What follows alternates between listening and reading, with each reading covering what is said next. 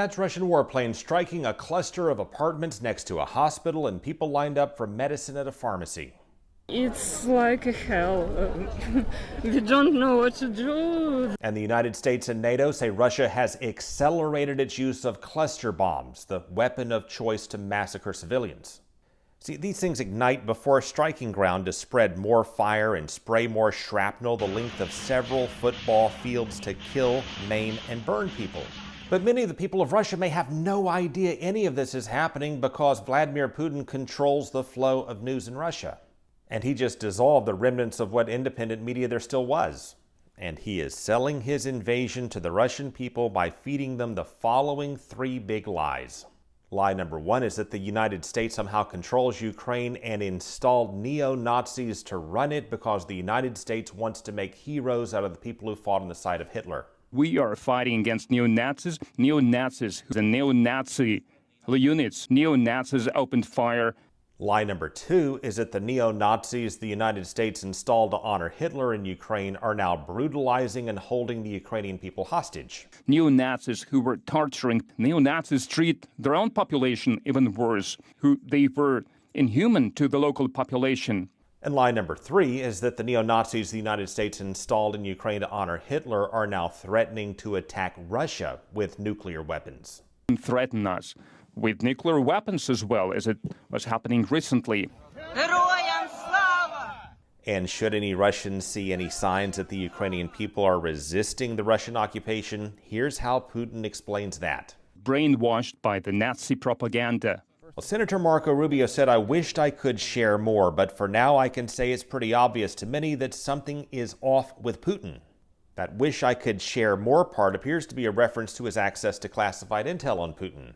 In terms of what is public, in 2008, we do know the Pentagon determined Vladimir Putin has what it calls a neurological abnormality.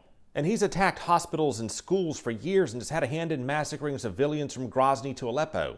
But as Putin blows up and burns civilians in Ukraine, our foreign policy and intelligence experts see something more than the tyrannical killer they've come to know. He was always calculating and cold, but this is different. He seems erratic. And isolated. Notice the meetings with his own team take place across a super long table, just as they do with his foes. Putin reportedly withdrew from others a couple of years ago to avoid getting COVID-19. And as an autocrat, his inner circle is not inclined to challenge him much anyway. A former U.S. ambassador to Russia, Michael McFaul, states he's watched and listened to Putin for over 30 years. And he has changed, that he sounds completely disconnected from reality, and that he sounds unhinged. And that brings us back to Putin's threat to start a nuclear war if NATO ever tries to stop him.